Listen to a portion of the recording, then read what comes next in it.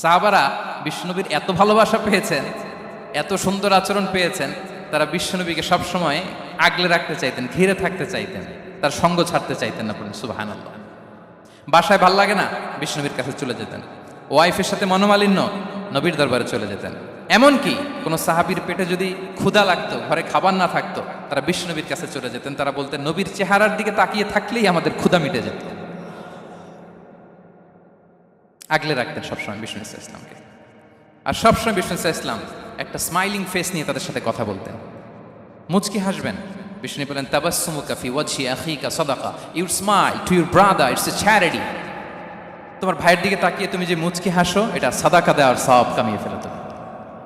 এবং সাহাবারা বলতেন, মা রাআইতু আহাদান আকসারা তাবাসসুমান মিন রাসূলিল্লাহ সাল্লাল্লাহু আলাইহি ওয়াসাল্লাম।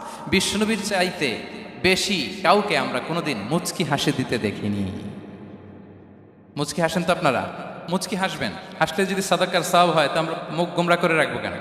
দেখবেন যিনি মুচকি হাসে তাকে সবাই পছন্দ করে, আর যিনি গোমরা মুখ থাকে তারা দেখতে ভালো লাগে। আমার ভালো লাগে না, আপনাদের লাগে? হাসি কিন্তু সংক্রামক, ইতিবাচকভাবে সংক্রামক। আপনি হাসলে দেখবেন হেসে হেসে কথা বলে, যার সাথে বলতেছেন তারও একটা হাসি। আপনি গোমরা মুখ থাকলে ওই ব্যক্তিও গোমরা মুখ, ঠিক কিনা বলেন? এবং মুচকি হাসলে স্বাস্থ্য ভালো থাকে, মানসিক স্বাস্থ্যের সাথে এটা সম্পর্ক আছে। দেখেন বিষ্ণু ইসলাম কেমন কনসিডারেট ছিলেন। বিশ্বনবী যদি কারোর সাথে মুসাফা করতেন, ভাই হাত মিলান তো, এই যে ওই লোক হাত সরানোর আগে বিশ্বনবী হাত সরাতেন না। যখন উনি হাতটা টান দিতেন তখন নবী হাত টান দিতেন। কারোর সাথে কথা বলার সময় এইভাবে আর চোখে তাকাতেন না, এইভাবে না। কথা বলতে হইলে ঘুরে তার দিকে হয়ে তাকে সম্মান দিয়ে, রেসপেক্ট দিয়ে কথা শুরু করতেন। কেউ কোনো গুরুত্বপূর্ণ কথা কানে কানে বলতে চাইলে তিনি কথা শেষ না হওয়া পর্যন্ত মাথা সরাতেন না। সুবহানাল্লাহ, আসতে বলেন। আল্লাহু আকবার, আল্লাহু আকবার। একটু মিলিয়ে নেই, আসলে কি আমরা পারি এত চমৎকার আচরণ উপহার দিতে? কতটা কনসিডারেট ছিলেন দেখেন। এক বেদুইন, অক্ষর জ্ঞানহীন মানুষ, সভ্যতার ছোঁয়া তার মধ্যে লাগেনি। সে মসজিদে নববীতে ঢুকে একবার মসজিদে নববীর মাঝখানে পেশাব করা শুরু করলেন। কি করা শুরু করলেন? কোথায়? টয়লেটে? কোথায়? ইসলামের সবচাইতে দ্বিতীয় সবচাইতে পবিত্র জায়গা, বিশ্বনবীর মসজিদের মাঝখানে। সাহাবারা তাকে মারতে উদ্ধত হলেন। বিষ্ণু বললেন, দাও, থামো থামো, এই থামো থামো। কারণ প্রস্রাব করার সময়, টয়লেট করার সময় হুট করে কাউকে ধমক দেওয়া যায় না, ডাকা যায় না, দরজায় বড় নক করা যায় না, করলে তার ক্ষতি হতে পারে, এটা করবেন না। বিষ্ণু বললেন, দাও ওয়া হারিকু আলা বাউলিহি সাজলান মিন মা। এই রাখো রাখো, বেচারাকে পেশাব করতে দাও, করতে দাও, করতে দাও, পেশাব করতে দাও। সে পেশাব শেষ করলো। বিষ্ণু বললেন, এক বালতি পানি ঢেলে দাও। এই এক বালতি পানি বালুতে মিশে জায়গাটা পরিষ্কার হয়ে যাবে। এরপর বিষ্ণু ইসলাম বললেন, ফাইন্নামা বুইসতুম মুয়াসসিরিন ওয়া লাম তুবআসু মুআসসিরিন। তোমরা এত কঠোর হচ্ছ কেন? আল্লাহ তো তোমাদেরকে কঠোর করে পৃথিবীতে পাঠাননি, সহজপন্থী করে আল্লাহ তাআলা আমার এই উম্মতকে পৃথিবীতে পাঠিয়েছে। পড়েন সুবহানাল্লাহ। দেখেন কত চমৎকার আচরণের ছিলেন। এবং পরে লোকটাকে বুঝিয়ে বললেন, সে কালিমা পড়ে মুসলমান হয়ে গিয়েছে। আল্লাহু আকবার। এই ছিল বিষ্ণু ইসলামের ইন্টারাকশন সাহাবাদের সাথে। এবং সাহাবাদের জন্য তিনি দোয়া করতেন প্রাণ ভরে। প্রিয় ভাইরা, দোয়া চাওয়া, দোয়া করা দুটোই সুন্নাহ। প্রাণ ভরে তিনি সাহাবাদের জন্য দোয়া করেছেন। বিষ্ণু ইসলাম একবার ওয়াশরুম সেরে এসে দেখলেন কে যেন অজুর পানি রেখে গিয়েছে। জিজ্ঞেস করলেন, কে রেখেছে? বলা হলো, আব্দুল্লাহ ইবনে আব্বাস রেখে, ছোট্ট আব্দুল্লাহ। বিষ্ণু ইসলাম খুশি হয়ে গেলেন, হায় রে, সে কিভাবে খেয়াল করলো, আমি এখন ওয়াশরুম থেকে আসলে তো আমার অজুর পানি লাগবে। খুশি হয়ে একটা দোয়া করলেন তার জন্য। তিনি বললেন, আল্লাহুম্মা ফাক্কিহহু ফিদ্দীন ওয়া আল্লিমহু তা'ওয়ীল। মানে হে আল্লাহ, আপনি তাকে দ্বীনের জ্ঞান দেন এবং কোরআনের ব্যাখ্যা তারে শিক্ষা দেন। বিশ্বনবীর এই দোয়া এমনভাবে কবুল হয়েছে, এই আব্দুল্লাহ ইবনে আব্বাস যত মুফাসসির পৃথিবীতে আসবে সকল মুফাসসিরদের সম্রাট হিসেবে আল্লাহ তাকে কবুল করেছেন। বিশ্বনবীর দোয়া তারা পেয়েছেন। উম্মে সুলাইম রাদিয়াল্লাহু তাআলা আনহা, আনাস রাদিয়াল্লাহু তাআলা আনহুকে নিয়ে আসলেন। বললেন, নবী হে, আপনি এসেছেন, আমরা যে এত খুশি মদিনাবাসী, সবাই দেখে আপনার হাতে কিছু না কিছু হাদিয়া দেয়। আমি কি দিব? কিছু দেয়ার নাই, কিছু দেয়ার নাই। আমি গরিব মানুষ, আমি আমার নার ছেঁড়া ধন, কলিজার টুকরা আনাস, আমার শিশু সন্তানটারাই আপনারে হাদিয়া দিয়ে দিলাম। খোয়াই দিমুকে আনাস।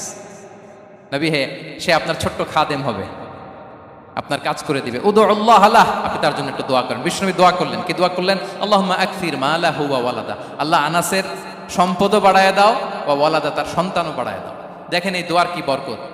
এই দোয়ার বরকতে আনাস বলে মদিনাতে যত খেজুর বাগান ছিল সবগুলো খেজুর বাগানে বছরে খেজুর হতো একবার, কিন্তু নবীর দোয়ার বরকতে আমি আনাসের বাগানে খেজুর হতো বছরে 2 বার। আর ওনার সর্বসাকুল্যে ছেলে মেয়ে ছিল, কোনো বর্ণনায় 78 জন, কোনো বর্ণনায় 80 জন। আমাদের পুরো বংশে আছে 80 জন, কথা বলেন, আপনার পুরো গোষ্ঠীতে 80 জন আছে? ওনার শুধু ছেলে মেয়ে, একজনের ছেলে মেয়ে কয়জন? 80 জন। বিশ্বনবীর দোয়া কি ইন্টারেকশন দেখেন, একজন ট্রু লিডারের কি বৈশিষ্ট্য। তিনি সাহাবীদের ভালো গুণ দেখলে তাদেরকে উৎসাহিত করতেন, ইন্সপায়ার করতেন, প্রশংসা করতেন। আবু মুসা আল-আশআরী রাদিয়াল্লাহু তাআলা আনহু তিনি রাত জেগে চমৎকার কণ্ঠে তেলাওয়াত করতেন। একদিন তার ঘরের পাশ দিয়ে বিশ্বনবী যাচ্ছিলেন, পরের দিন বললেন, আবু মুসা আমি কিন্তু তোমার কণ্ঠ শুনেছি, বড় সুরেলা গলা তোমার। লাকাত উতিতা মিজমারান মিন মাজামিরি আলি দাউদ, দাউদ নবীর গলায় আল্লাহ যে সুরের ঝংকার দিয়েছেন, এই উম্মতের মধ্যে আল্লাহ তোমার গলায় সেই সুরের লহরী ঢেলে দিয়েছেন। আচ্ছা বলেন, নবী যদি প্রশংসা করে যে তোমার তেলাওয়াতটা খুব সুমধুর হয়েছে, তার কেমন লাগবে বলেন তো? আচ্ছা নবী বাদ দেন, শায়েখ আব্দুর রহমান আস-সুদাইস এসে যদি আপনারে বলে তোমার কণ্ঠটা তো বড় মিষ্টি, কেমন লাগবে আপনার? আর স্বয়ং বিশ্বনবী যদি বলে, সুবহানাল্লাহ পড়বেন না? আল্লাহু আকবার। এইভাবে রাসূল ইসলাম সাহাবাদেরকে উৎসাহিত করতেন। মাঝে মাঝে প্রশ্ন করতেন, তাদের অ্যাটেনশন গ্রো করার জন্য তিনি প্রশ্ন করতেন। একবার বলেন দেখি, কে বলতে পারে ইন্না মিনাশ শাজারি শাজারা লা ইয়াসকুতু ওয়ারাকুহা মাসালুহা মাসালুল মুমিন, একটা গাছ আছে এই গাছের পাতা ঝরে না, এর দৃষ্টান্ত মুমিনের দৃষ্টান্ত। কে পারো দেখি? কোনো সাহাবী পারে না, কারণ তারা ভাবতেছিল দূরের ওই সিরিয়ার কোনো গাছ হবে, অমুক জায়গার মরুভূমির গাছ হবে, ঘরের পাশে যে খেজুর গাছ ওইটা আর কেউ হবে না। ভাবছে প্রশ্ন যেহেতু করছে, এত সহজ উত্তর হইলে তো প্রশ্ন করার কথা ছিল না। তারা এইটা বলে ওইটা বলে, ক্যাকটাস গুলমলাতা ওই গাছ, নবী বলে না, ইন্নাহা আন-নাখলা, এটা খেজুর গাছ। কি গাছ? তো আব্দুল্লাহ ইবনে ওমর তখন খুব ছোট, তিনি মনে মনে ধরে ফেলছিলেন, কিন্তু ভয়ে বলে না। বাসায় যে ওমর রাদিয়াল্লাহু বলে, আব্বা আপনারা কেউ পারেন না, আমি তো জানতাম এটা খেজুর গাছ, তো বললা না যে? আব্দুল্লাহ বলে, আপনি পারেন না, অন্যান্য সাহাবারা বাপ চাচারা কেউ পারে না, আমি কেমনে কই? ওমর রাদিয়াল্লাহু বললেন, আজকে যদি তুমি বলতে পারতে, লাল উট পেলে আরবরা যে যত খুশি হয় আমি তার চেয়েও বেশি খুশি হয়ে যেতাম। নবীর সামনে আমার বুকটা এত বড় হয়ে যেত। আল্লাহু আকবার। দেখেন, প্রশ্ন ছুড়ে দিয়ে মনোযোগ আকর্ষণ করতেন সাহাবাদের, রসিকতা করতেন মাঝে মাঝে, রসিকতা। এক সাহাবী বলেন, ইয়া রাসূলুল্লাহ আমার চলতে বড্ড কষ্ট হয়, আপনি যদি দয়া করে আমাকে একটা উট দিতেন তাহলে আমি রাইড নিতাম এটার উপরে, এটা দিয়ে চলতাম, সফরের কষ্ট কমে যেত। বিষ্ণু বলেন, যাও ঠিক আছে, তোমাকে একটা উটের বাচ্চা দিব। কি দিব? সাহাবী বলেন, ইয়া রাসূলুল্লাহ আমি চাইলাম কি আর আপনি বললেন কি? আমার তো লাগবে এমন উট যেটা দিয়ে মরুভূমিতে চলা যায়। বিষ্ণু বললেন, ওই উটটাও তো অন্য কোনো না কোনো উটের বাচ্চা। সুবহানাল্লাহ পড়বেন না? ছোট্ট কথা দেখেন, কি রসিকতা, কি সেন্স অফ হিউমার। সুবহানাল্লাহ। সাহাবীদের সাথে এক কাতারে মিশে কাজ করতেন, নিজ হাতে সাহাবীদের সাথে মিশে কি করেছেন? মসজিদে নববী নির্মাণ করেছেন। 5ম হিজরিতে নিজে মরুভূমির বালু খনন করে পেটে পাথর বেঁধে পরীক্ষা খনন করেছেন সাহাবীদের সাথে। True leader. শুধু তাই নয়, সাহাবারা ভালো পরামর্শ দিলে সেটা অ্যাকসেপ্ট করতেন। আমাদের মধ্যে অনেকের একটা ইগোইস্টিক ঝামেলা আছে, বাড়ির কাজের মেয়ে বলছে, কাজের ছেলে বলছে, এই আমার স্টাফ বলছে, এটা আমি কেন শুনবো? এরকম একটা মেন্টালিটি অনেকের আছে না নাই? অনেক সময় তাদের মধ্য থেকেও ভালো পরামর্শ আসতে পারে না, বলেন পারে কি না? বিশ্বনবী দেখতেন কেউ ভালো পরামর্শ দিলে সেটা পিক করতেন, নিয়ে নিতেন। বদরের যুদ্ধে মুসলিম সৈন্যরা কোথায় ক্যাম্প করবে, বিশ্বনবী হঠাৎ একটা জায়গায় ক্যাম্প স্থাপনের নির্দেশনা দিলেন। হাব্বাব ইবনুল মুনজির রাদিয়াল্লাহু তাআলা আনহু তিনি বললেন, ইয়া রাসূলুল্লাহ অনুমতি দিলে একটা কথা বলুন। কি কথা? এই যে আপনি ক্যাম্প স্থাপন করলেন এখানে, এটা কি আল্লাহর আদেশে না আপনার ইচ্ছায়? নবী বললেন, আমার ইচ্ছা, এটা আল্লাহর আদেশ নয়। তাহলে ঠিক হয় নাই, লোকেশন সিলেকশন ঠিক হয় নাই, তাহলে কোথায়? হাব্বাব বললেন, ইয়া রাসূলুল্লাহ ওই যে কূপ দেখা যায় ওখানে, দ্যাটস আওয়ার লোকেশন, ওখানে করলে ভালো হবে। কেন? বলতেছে আমরা ওখানে ব্যারিকেড দিয়ে রাখবো, পানি আমাদের কন্ট্রোলে থাকবে, কুরাইশরা পানির অভাবে যুদ্ধ ছাড়াই মরবে, আমরা পানি খেয়ে যুদ্ধ করবো। সুবহানাল্লাহ বলেন। বিশ্বনবীর সাথে সাথে হাব্বাবের কথা মেনে নিলেন, বলে যে না, আমি যে ডিসিশন দিয়েছি সৈন্যদের মধ্যে আবার ছড়িয়ে দাও, we should change our location. আল্লাহু আকবার। তাহলে সাহাবাদের সাথে ইন্টারাকশন কি ফ্র্যাঙ্কলি, কি ওপেন মাইন্ডেড। সুবহানাল্লাহ বিহামদি। তাহলে শিশুদের সাথে গেল, বড়দের সাথে, সাহাবাদের সাথেও গেল। আল্লাহ। আচ্ছা 3 নম্বরে স্টাফের সাথে, কর্মচারীর সাথে, সেবকের সাথে বিষ্ণু ইসলাম কি আচরণ করেছেন? বিষ্ণু ইসলামের অনেক খাদেম ছিল, সিরাতে এসেছে।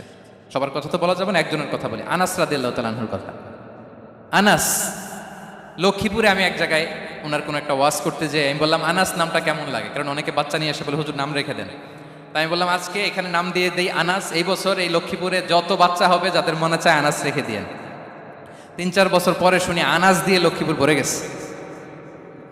অনেকে আমাকে জানাইছে ছেলের নাম কি আনাস, তো বলে যে ওই যে হুজুর আপনি 19 সালে আমাদের লক্ষ্মীপুরে এসে বলছিলেন, ওই কথা থেকে আমরা পেটে ছিল বাচ্চা, আমরা নিয়ত করে ফেলছি আনাস রাখবো। আনাস নামটা অনেক সুন্দর না? সাহাবাদের নামগুলো চুজ করে করে ছেলেদের নাম রাখবেন। উনি ছিলেন বিষ্ণু ইসলামের খাদেম। কোনোদিন তিনি কোনো ওনার স্টাফকে, সেবককে, খাদেমকে মারধর করেন নাই, কোনোদিন না। আমরা তো পান থেকে চুন খসলে আল্লাহ, বাংলাদেশে ওই যে লোহার খুন্তি গরম করে কাজের মেয়ের পিঠে শাঁকা দেওয়া হয়, এরকম আছে না নাই? ডাকাত বলেন। মানবাধিকার কর্মী, আবার নারী আন্দোলনের বড় নেত্রী, কিন্তু ঘরের ভেতরে দেখা যায় তার আসল চরিত্র। কারো আসল চরিত্র যদি জানতে চান, কয়েকটা জায়গায় নক করলে জানা যায়। এক হচ্ছে তার বউ, তার ব্যাপারে কি বলে, তার স্ত্রী। এরপর তার ড্রাইভার কি বলে, তার ঘরের কাজের মহিলাটা কি বলে। এদের কাছে নক করলেই আপনি বড় সাহেবের আসল তথ্য পেয়ে যাবেন। কথা বুঝতে পেরেছেন? আনাস রাদিয়াল্লাহু তাআলা আনহু বলেন, খাদিমতুন নবী 10 সিনিন ফামা ক্বালা লি উফ ফামা ক্বালা লি লিমা সানাআতা ওয়ালা লিমা লা সানাআতা। আমি 1 বছর 2 বছর নয়, 10 বছর বিশ্বনবীর খাদেম ছিলাম। আওয়াজ করে বলেন তো কয় বছর? একদিনের জন্য আমার কোনো কাজে বিরক্ত হয়, ইস, আরে বিরক্ত হয়ে আমরা এগুলো বলি না? একদিনের জন্য বলে না, একদিন, একটি মুহূর্তের জন্য। এই 10 বছরে একটিবারও প্যারা নবীজি বলেন নাই আনাস এটা কেন করলে। একবারের জন্য বলে নাই আনাস এটা করলে না কেন, একবারের জন্য তিনি বলেন। আনাস রাদিয়াল্লাহু তাআলা আনহু বলেন, একদিন একটা কাজে সম্ভবত জুব্বা আনতে আমাকে বিষ্ণু পাঠিয়েছিলেন। আমি ছোট মানুষ, জুব্বা আনতে যে ভুলে আমি মদিনার বাচ্চাদের খেলা দেখতে আরম্ভ করলাম। বাচ্চারা রাস্তায় খেলাধুলা করে না? বিষ্ণুনবী যেটা আনতে পাঠিয়েছে ওইটা না এনে ভুলে, ছোট মানুষ তো, সেও দাঁড়িয়ে দাঁড়িয়ে মদিনার ছেলেমেয়েদের খেলা দেখতেছে। এখন সময়ের পর সময় যায়, ঘন্টার পর ঘন্টা যায়, আনাস তো আর আসে না জুব্বা নিয়ে। বিষ্ণুনবী ভাববেন হায় রে আনাস মনে ভুলে গেছে, যাই নিজের কাজ নিজেই করে নিয়ে আসি। বিষ্ণুনবী বেরোলেন, বেরোই দেখে ওই তো আনাস, আমার আনাস বাচ্চাদের সাথে খেলা দেখতেছে। আমরা হইলে কি করতাম? আমরা হইলে কি মায়ের, ওই যে ডাইরেক্ট মায়ের। আল্লাহ, আজকে তোর একদিন কি আমার একদিন না? বিষ্ণুনবী গেলেন, তিনিও বাচ্চাদের সাথে খেলা দেখতে শুরু করলেন, কিছুই বললেন না, শুধু আলতো হাতে আনাসের পিঠে হাত রাখলেন, ঘাড়ে আলতো হাতে। বিষ্ণুনবীর হাতটা রেশমের চেয়েও সফট ছিল। হাত রাখলেন, হাত রাখাতে আনাস রাদিয়াল্লাহু তাআলা আনহু ফানাযারতু ইলাই, তিনি বললেন আমি পিছনের দিকে তাকালাম, বিষ্ণুনবীর দিকে আমি তাকালাম। হঠাৎ করে দেখলাম যে বিষ্ণুনবী। তাকানোর পর পর আমি ভয় পেয়ে গেলাম, কিন্তু বিষ্ণু সাল্লাল্লাহু আলাইহি ওয়াসাল্লাম ধমকও দেয় নাই, কিরে আনাস তুই এখানে, এটাও বলে নাই। তাকালাম, ওয়া হুয়া ইয়াদহাক, তিনি একটা মুচকি হাসি দিলেন। বললেন আনাস তোমাকে না কাজে পাঠিয়েছিলাম, এখানে কেন? আনাস বলে ইয়া রাসূলুল্লাহ ক্ষমা করে দেন, আমি যাচ্ছি। আনাস বলে বিশ্বনবীর সেদিনের মুচকি হাসির শাসন মরার আগের দিন পর্যন্ত আমার এই সোজা রাস্তায় রেখেছে। ভাইরা আমার, শাসন করতে জানলে পিট্টি দেয়া লাগে না, ধমক দেয়া লাগে না, মার দেয়া লাগে না। শাসন করতে জানলে একটা মুচকি হাসি দিয়ে শাসন করা যায়। এবার জানবো স্ত্রীর সাথে আচরণ। স্ত্রী যার সাথে আমার সম্পর্ক খুবই গভীর, খুবই মজবুত, তার সাথে কেমন আচরণ ছিল। সিরাতে অনেক কথা এসেছে, আমাদের সময় নেই, সংক্ষেপে বলি। স্ত্রীদের তিনি আগে সালাম দিতেন, মসজিদ থেকে ঘরে পৌঁছে দিতেন, ঘরের কাজে সহযোগিতা করতেন, ওঠে ওঠার সময় হেল্প করতেন, মাঝে মাঝে স্ত্রীদের পরামর্শও নিতেন। আপনারা এগুলো করেন তো? করেন? এই যে আওয়াজ নাই, পেছনে কিন্তু ভাবিরা বসে আছে সবাই, উল্টা পাল্টা বললে এখানে উইটনেস আছে, খবর আছে আজকে। এগুলো করেন? করেন? হ্যাঁ, করতে হবে, করতে হবে। বিষ্ণু ইসলাম নিজ হাতে ঘরে উটের দুধ দহন করতেন, রুটি সেকা দিতেন, কাপড় সেলাই করতেন, এই কাজগুলো করতেন। এবং আম্মা জান আয়েশা রাদিয়াল্লাহু তাআলা আনহাকে এত ভালোবাসতেন, তিনি বলেন আমি গোশত খেয়ে ওইটার হাড্ডিটা রেখে দিলে বিষ্ণুনবী আমার খাওয়া হাড্ডিটা নিয়ে আবার চষতে শুরু করতেন। আমি গ্লাসের যেখান দিয়ে পানি খেতাম, পেয়ালার খুঁজে খুঁজে বিষ্ণুনবী ওই জায়গায় ঠোঁট লাগিয়ে পানি খেতেন। মাইমুনা রাদিয়াল্লাহু তাআলা আনহা বলেন যে আমি আর বিশ্বনবী এক বালতি থেকে মগ দিয়ে পানি নিয়ে দুজনে গোসল করেছি। আল্লাহু আকবার, কি চমৎকার আচরণ। এবং স্ত্রীদের নিয়ে তিনি সফর করতে বেরোতেন। একবার রাত্রিবেলা বিষ্ণু ইসলাম এবং আম্মা জান আয়েশা রাদিয়াল্লাহু তাআলা আনহা, বিষ্ণু বলেন চলো তো আমরা একটু দৌড় দেই, এক্সারসাইজ হয়ে যাবে। দুইজনে দৌড় দিলেন। তখন আম্মা জান আয়েশা রাদিয়াল্লাহু তাআলা আনহা একটু স্লিম ছিলেন, তো দৌড়ে বিশ্বনবী পিছিয়ে পড়ে গেলেন, আম্মা জান আয়েশা ফার্স্ট হয়ে গেলেন, আগে চলে গেলেন। বড্ড খুশি। উনি বিশ্বনবীকে হারিয়েছেন।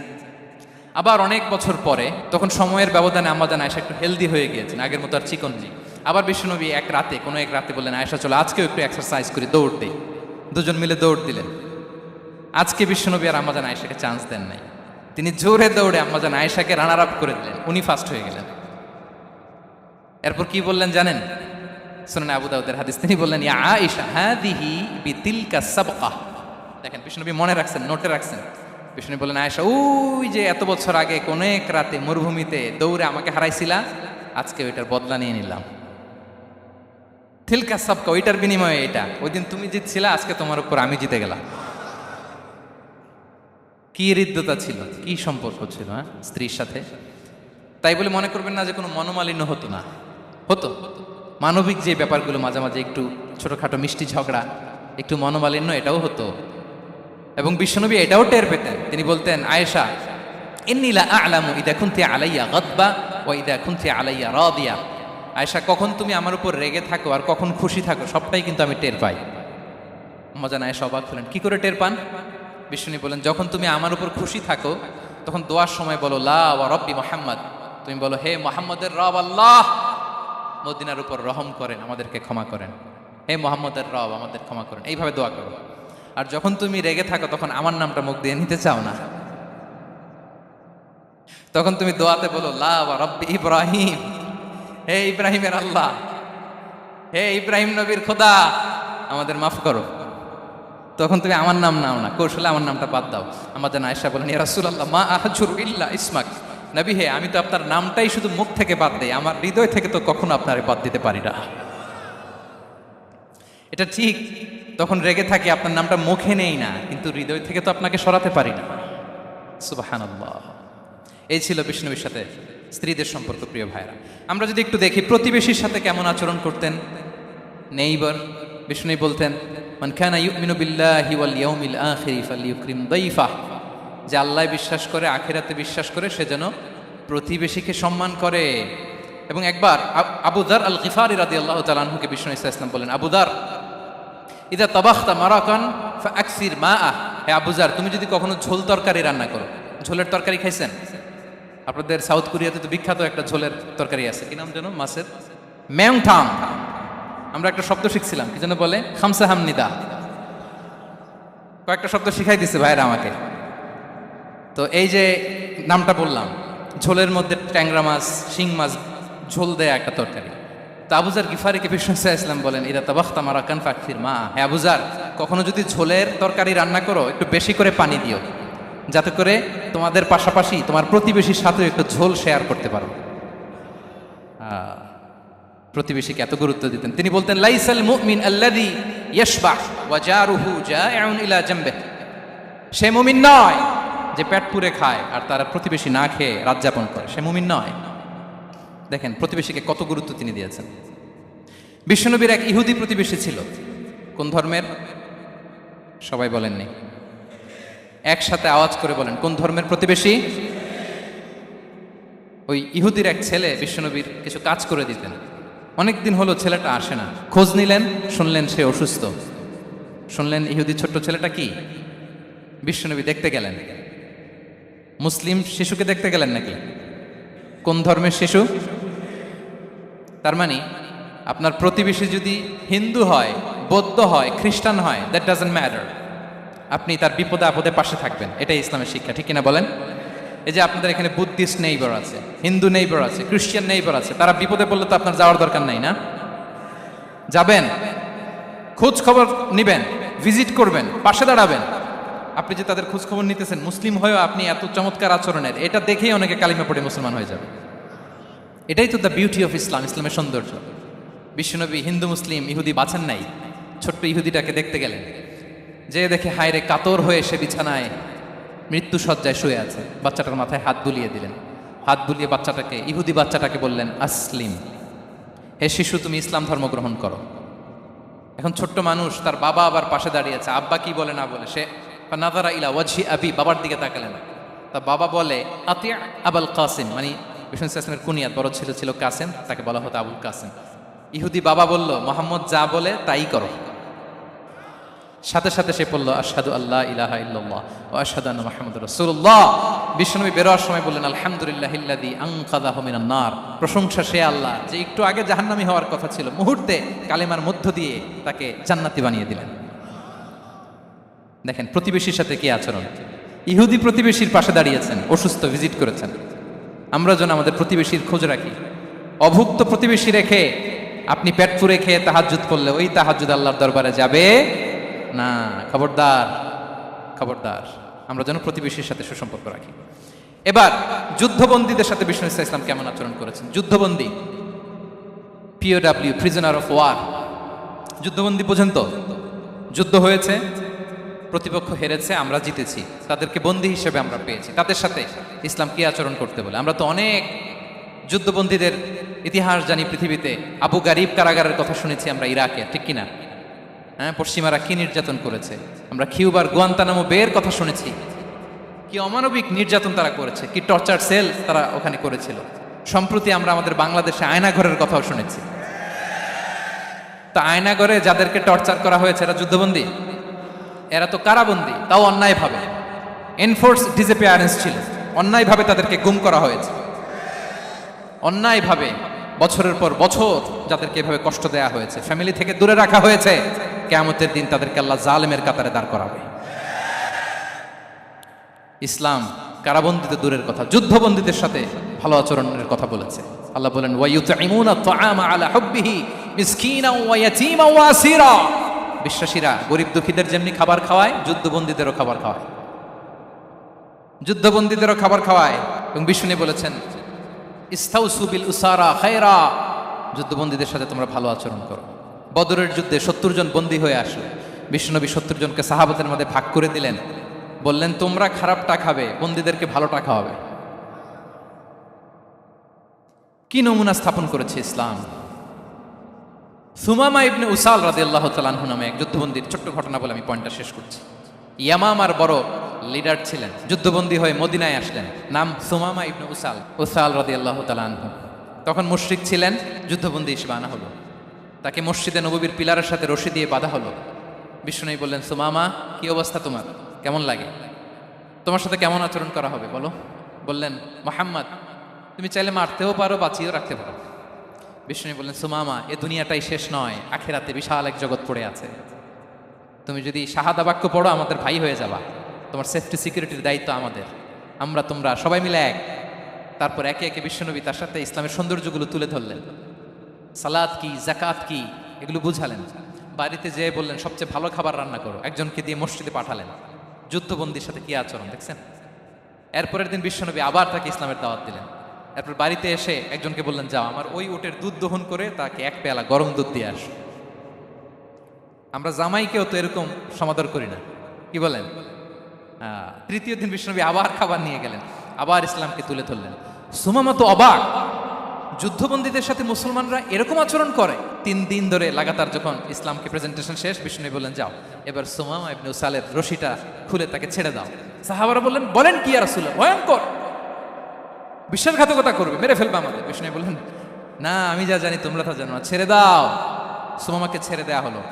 সুমামা বের হলেন মসজিদ থেকে, ফিরে তার ভূখণ্ড, তার এলাকা ইয়ামামাতে তিনি গেলেন না। মদিনার মসজিদে নবীর পাশে খেজুর বাগানের পাশে তিনি অজু করলেন, গোসল করলেন, অজু করলেন। এরপর ফিরে এসে বিশ্বনবীর সামনে দাঁড়িয়ে বললেন আশহাদু আল্লাহ ইলাহা ইল্লাল্লাহ ওয়া আশহাদু আন্না মুহাম্মাদান আবদুহু ওয়া রাসূলুহু। আমি সাক্ষ্য দিচ্ছি আল্লাহ ছাড়া কোনো ইলাহ নেই, আপনি আল্লাহর প্রেরিত রাসূল।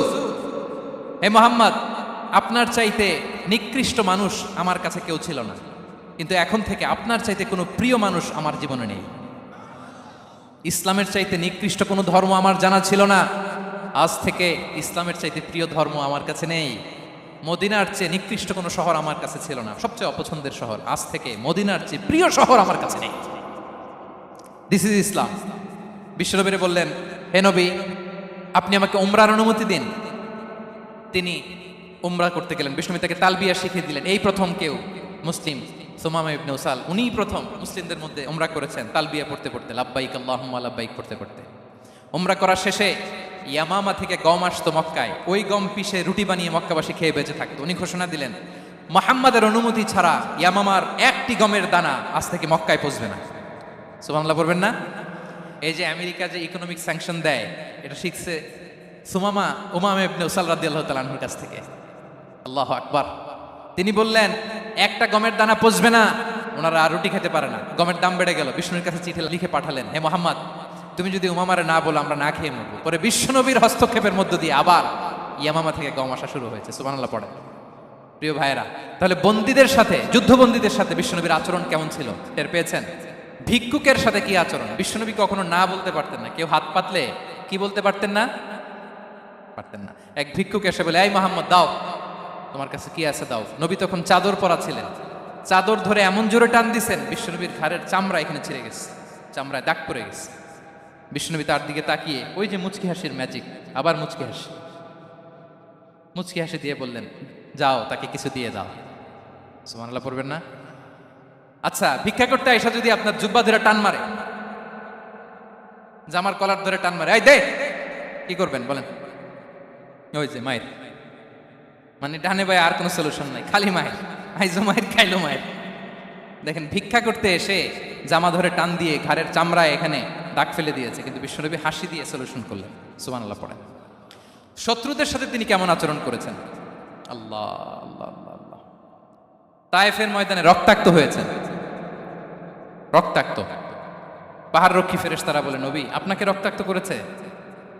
তায়েফে কেন গেছিলেন বিশ্বনবী? জমির বায়না করতে না? তায়েফে জমি কিনতে গেছিল না?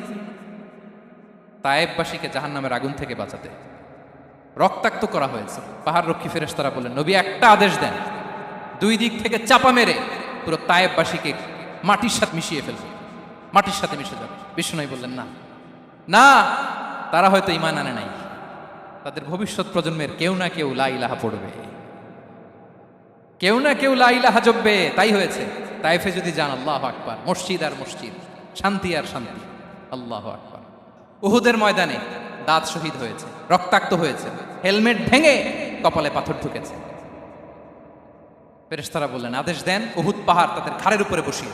বিষ্ণু বললেন, না, আল্লাহুম্মা হদি কওমি ফাইন্নাহুম লা ইয়ালামুন। আল্লাহ আমার কওমকে ক্ষমা করে দেন, ওরা বুঝে নাই। দেখেন, শুধু ক্ষমাই চান নাই যে আল্লাহ ওদেরকে মাফ করে দেন, ওদের হয়ে কৈফিয়ত দিয়েছেন আল্লাহকে, এক্সকিউজ দিয়েছেন। আল্লাহ কেন ক্ষমা করবেন? কারণ ওরা বুঝে নাই। এক্সকিউজ দিয়েছেন, তাদের হয়ে কৈফিয়ত দিয়েছেন। এই ছিল শত্রুদের সাথে বিশ্বনবীর আচরণ। যুদ্ধের ময়দানে ঘোষণা দিতেন, খবরদার, ওদের নারীদের গায়ে হাত দিবে না, শিশুদের গায়ে হাত দিবে না, গবাদি পশু মারবে না, কোনো পাদ্রির গায়ে হাত দিবে না। গোটা বিশ্বের কেউ, কোন যুদ্ধের সেনাপতি যুদ্ধের ময়দানে এমন মানবতা দেখাতে পারে না। চিল্লায় বলেন ঠিক কিনা? অষ্টম হিজরিতে মক্কা বিজয়ের দিন থারথার করে কাঁপছিল কুরাইশরা যে আজকে তো আমাদেরকে ক্যাপিটাল পানিশমেন্ট দিবে, ডেথ পেনাল্টি দিবে। বিষ্ণু বললেন, না, লা তাসরিবা আলাইকুমুল ইয়াউম ইযহাবু ফাআনতুমুত তালাকা। 4-5 জনকে তিনি শাস্তি দিয়েছেন, গণহারে শত শত হাজার হাজার পরিবারকে তিনি ক্ষমা করে দিয়েছেন। বললেন, তোমরা আমার ভাইয়ের সাথে যেরকম আচরণ করবে, ইউসুফ তার ভাইদের সাথে যা করেছে আমি তাই করবো, আমি ক্ষমা করে দিলাম। আল্লাহু আকবার। এ ছিল শত্রুদের সাথে আচরণ। শেষ কথা হচ্ছে প্রাণীর সাথে বিশ্বনবীর কেমন আচরণ ছিল। প্রাণীর সাথে একবার এক আনসারের খেজুর বাগানে ঢুকে দেখেন একটা উট কাঁদে। কি কাঁদে? কানে কানে এসে বিশ্বনবীকে কি যেন বলে যায়। বিশ্বনবী রেগে বললেন, এই উটের মালিককে? এক আনসারি সাহাবী বললেন, ইয়া রাসূলুল্লাহ আমি। বিশ্বনবী বললেন, তোমার কি ভয় হয় না আল্লাহর? কলিজার মধ্যে আল্লাহর ভয় নাই? আল্লাহ তাআলা দয়া করে উটের মালিক তোমাকে বানিয়েছে, উট কানে কানে এসে আমাকে বলেছে তুমি তাকে কয়দিন ধরে খাবার দাও নাই, আর তাকে দিয়ে কাজ করিয়েছে অনবরত। খবরদার, কিয়ামতের দিন আল্লাহ তাআলা জালিমের কাতারে তোমাকে দাঁড় করাবে। প্রাণীর জন্য বিষ্ণু ইসা ইসলাম কত দয়াদ্র ছিলেন। জবাই করার সময় বিষ্ণুই বলতেন, ইহসানের সাথে জবাই করো, ছুরি ধারালো করে রাখো। কোরবানির সময় আমরা প্রাণীটাকে কি করি? আদর করি না মেরে ফেলি? বলেন তো, জবাই করা মানে কি? মেরে ফেলতেছি। বিষ্ণু বলেন, ইদা কাতালতুম ফাহসিনুল কিতলা, মারবা ঠিক আছে কিন্তু মন মতো না, ইহসানের সাথে কতল করো। ওয়ালিউহিদ্দা আহাদুকুম শাফরাতাহু ওয়ালইয়ারিহ যাবিহাতাহু, ছুরিটাকে ধার করে রাখো যাতে করে খুব সহজে তার রুহটা বের হয়ে যায়। সুবহানাল্লাহ। দেখেন, আমরা নিজেদের সাথে একটু মিলাই। বাংলাদেশে দেখেন তো, কুকুর একটা দেখলে আমরা কি করি? হ্যাঁ, হয় লাথি নয় একটা ঢিল। বিড়াল দেখলে কি করি? হয় দাবরানি দেই নয় দৌড়ানি দেই। এরকম আছে না নাই? উন্নত দেশগুলোতে দেখবেন রাস্তার মাঝখানে একটা ছোট্ট সাপ পুরো হাইওয়েতে সবগুলো গাড়ি থেমে গিয়েছে একটা হাঁসের বাচ্চা বাঁচানোর জন্য, একটা সাপের বাচ্চা বাঁচানোর জন্য। আর আমরা পাখির মতো মানুষকে গুলি করে মারি, মানুষকে আমরা গুলি করে মারি পাখির মতো নির্বিচারে। প্রিয় ভাইয়েরা, বিষ্ণু ইসলাম প্রাণীর প্রতি আমাদেরকে দয়াদ্র হতে বলেছেন। তাহলে বিশ্বনবীর আচরণ কেমন ছিল একটা ওভারঅল ধারণা আপনারা পেয়েছেন প্রিয় ভাইয়েরা? হ্যাঁ, শিশুদের সাথে কোমল আচরণ করবেন তো আপনারা, আদর করবেন, চুমু দিবেন, কোলে নিবেন, হ্যাঁ, ভুল করলে শুধরে দিবেন, পারবেন? বড়দেরকে আগে সালাম দিবেন তো। আর কর্মচারী একটা ভুল করলে পিটাইয়া সরাই ফেলবেন, এরকম করবেন না, ভালো আচরণ করবেন। স্ত্রীর সাথে কেমন আচরণ করবেন? হ্যাঁ, মাধুর্যপূর্ণ আচরণ। ওই একজন কয় হুজুর নাই। আরে বেটা, হওয়ার পরে কেমন করবা ওইটা বলো না, নিয়ত করে রাখো যে আমরা আমাদের ঘরটাকে জান্নাতি ঘর বানিয়ে ফেলবো, ঠিক কিনা? প্রতিবেশীর সাথে যেন আমরা ভালো আচরণ করি, কারাবন্দীদের সাথে যেন আমরা ভালো আচরণ করি। ভিক্ষুক হাত পেতেছে, স্যার 2 দিন ধরে কিছু খাই নাই, 5টা টাকা দেন, দাঁড়ায় না গ্লাসের সামনে, ওর হাতে থালা, একটা ভাঙ্গা থালা, আর আপনি স্যুট পরা স্যার না, আপনারে গাড়ির এদিক থেকে বের করে ওদিকে ভাঙ্গা থালা দিয়ে বসাইতে আর ওরে স্যুট পরে গাড়ির ভিতরে বসাইতে আল্লাহর কয় মিনিট লাগে বলেন তো? খবরদার, ফরিয়াদির সাথে যেন আমরা খারাপ